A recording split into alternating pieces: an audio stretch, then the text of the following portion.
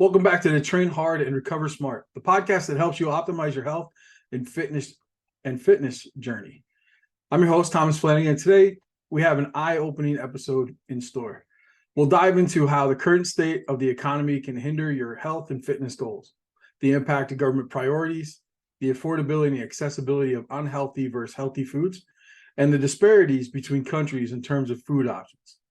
So let's get started. It's no secret that the state of the economy has a significant influence on our daily lives, including our ability to prioritize our health and fitness. However, it's worth questioning whether our government is truly prioritizing our well-being or economic gains take precedence. One of the keys the current state of the economy affects our health and fitness goals is through the affordability and availability of food options. Unfortunately, unhealthy foods tend to be cheaper and more readily available, while healthier options can be more expensive and harder to find. The food industry, driven by profit, often produces and promotes highly processed, sugary, and unhealthy products. These items are typically mass-produced, allowing for economies of scale that lower production costs. Consequently, they become more affordable for consumers. On the other hand, healthier foods such as fresh fruits, vegetables, and organic products involve higher production costs, resulting in a price disparity. To illustrate this point, let's compare the prices of a fast food meal to a home-cooked meal using fresh ingredients. Fast food chains can lower prices due to standardized production processes, cheaper ingredients, and the benefits of the economies of scale. In contrast, buying fresh produce and quality ingredients for a home-cooked meal can quickly add up, and particularly for individuals on a tight budget. Moreover, the marketing tactics employed by the food industry contribute to the availability and appeal of unhealthy foods. Processed and sugary products are highly advertised, creating perception that they are more desirable and convenient. In contrast, healthier alternatives receive significantly less marketing attention, making them less visible and less appealing to consumers. So let's take a stroll through the aisles of the grocery store. You'll notice that highly processed and sugary products often occupy prominent shelf space and are accompanied by enticing packaging and promotions. On the other hand, healthier options may be tucked away, receiving limited marketing efforts. This disparity in marketing reinforces the notion that unhealthy foods are the norm and more accessible, making it challenging for individuals to choose healthier alternatives. Additionally, the priorities of the government play a significant role in shaping the availability and affordability of healthier options. Policies and regulations influenced by the economic considerations can inevitably favor profit-driven industries that dominate, sorry, I can't talk today, the dominance of unhealthy food options in the market.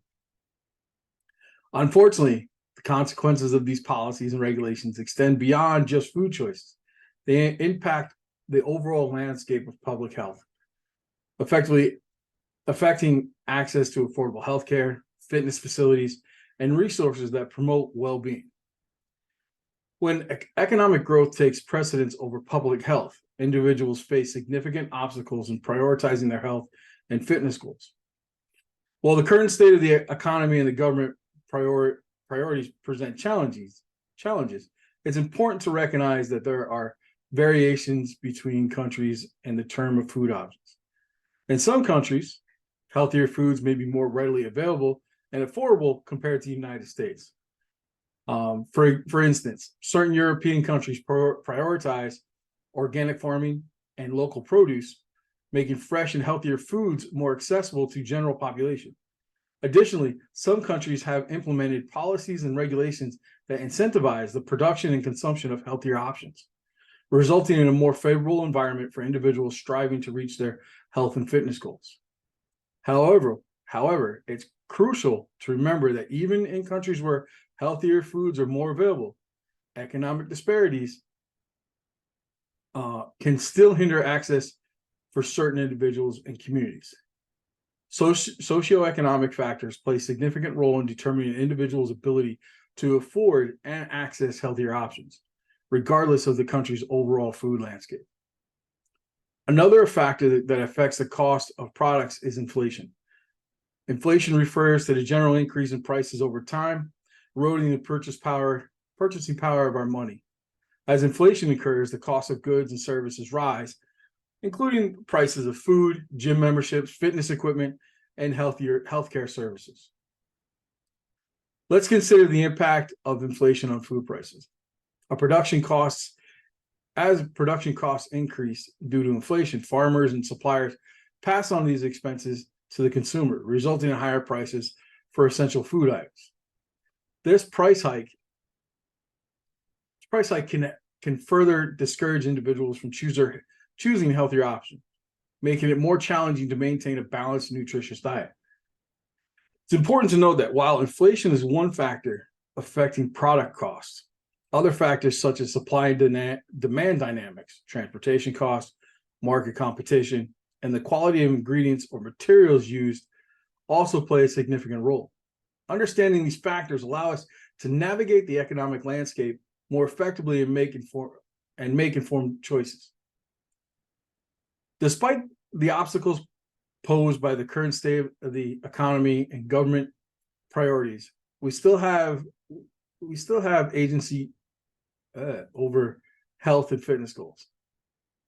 By seeking out affordable alternatives, planning meals in advance, supporting local farmers markets, and advocating for policies that prioritize health, we can work towards a healthier future. Now, before I close out today's episode, I did go over a lot of stuff, but the biggest things is, when looking for healthier options, yes, buying, highly processed food, yes, it'll last longer in your house.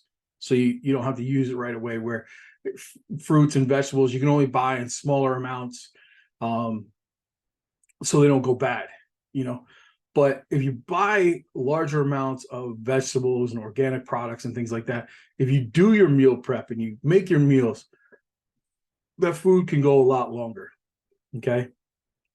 And yes, local food, local farmers markets, and other local organic places that you can get healthier choices, makes a big difference. I don't know if you saw the article that came out recently about how they're genetically making meat now, so going to a butcher shop or going to a local farm that raises the cattle and butchers the cattle, for the beef and the chicken and all that stuff, that's going to become more important, because sooner or later you're not going to know if it's real or if it's fake food on the shelf.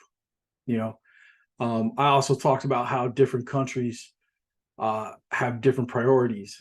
Again, in Europe, they prioritize organic farming and local produce, making, healthier foods more readily available. And in an upcoming episode, I'm going to talk about foods that are available here in the United States that are not available in other countries, because the other countries have found out they're not, that food isn't good for you. In an upcoming episode, I'm going to go over that.